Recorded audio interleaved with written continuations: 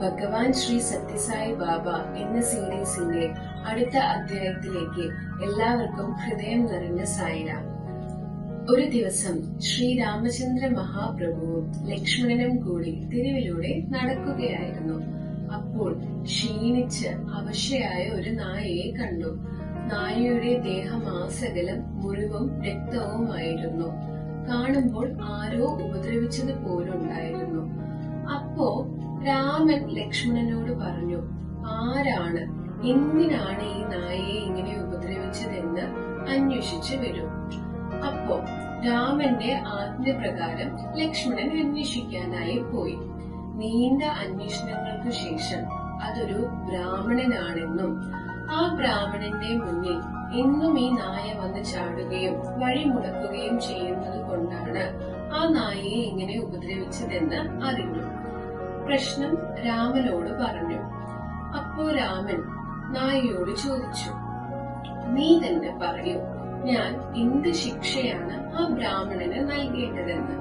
അപ്പോ നായ പറഞ്ഞു, പ്രഭു, അദ്ദേഹത്തെ ഏതെങ്കിലും ഒരു ക്ഷേത്രത്തിലെ കാര്യസ്ഥനാക്കും. അപ്പോൾ അവിടെയുള്ള എല്ലാവരും ഒന്ന് അത്ഭുതത്തോടുകൂടി നോക്കി. രാമനപ്പോ ചിരിച്ചുകൊണ്ട് ചോദിച്ചു, ഞാൻ നിന്നോട് അദ്ദേഹത്തിന് ശിക്ഷ വിധിക്കാനല്ലേ പറഞ്ഞത്?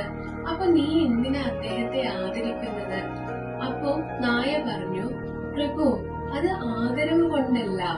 കാരണം ഞാൻ കഴിഞ്ഞ ജന്മം ഒരു ക്ഷേത്രത്തിലെ കാര്യസ്ഥനായിരുന്നു. പക്ഷേ ദേവന്റെ പണം ഞാൻ ദുർവിനിയോഗം ചെയ്തു.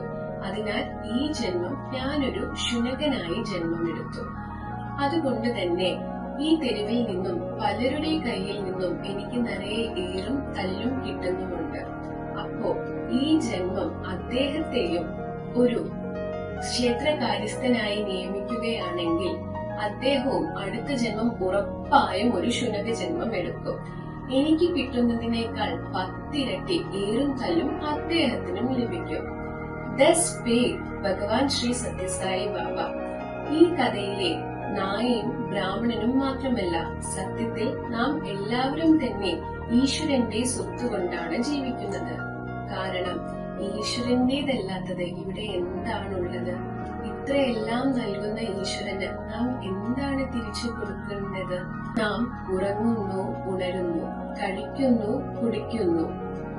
പക്ഷേ ഇങ്ങനെ നമ്മൾ ജീവിതം ജീവിച്ചും തീർക്കുന്നു.